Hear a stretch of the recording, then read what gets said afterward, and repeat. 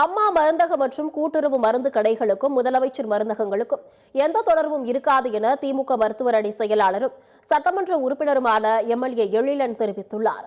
சென்னை அண்ணா அறிவாலயத்தில் செய்தியாளர்களை சந்தித்த எழிலன், மக்கள் மீதான பொருளாதார சுமையை குறைக்கவே முதலமைச்சர் மருந்தக திட்டம் கொண்டுவரப்பட்டுள்ளதாக தெரிவித்துள்ளார்.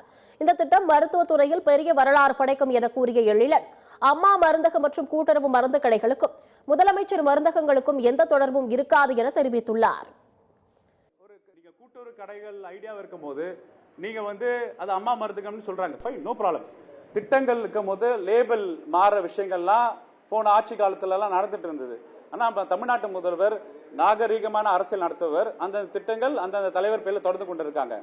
சரி, இந்த மக்கள் திட்டம் உண்மையிலே சொல்றேன், உங்களுக்காக சொல்றேன், இந்த மக்கள் திட்டம் ஒரு ஒரு பிரதான முன்னாள் முதல்வராக இருந்தவர், நம்ம தமிழ்நாட்டு ஆட்சி செஞ்சவர் இருந்துட்டு போன்ற மக்களோட திட்டம் மக்கள் கை கொண்டு போய் திட்டம் யார் பிறந்தாலும் வந்தா மக்கள் பயன்படுத்துமே.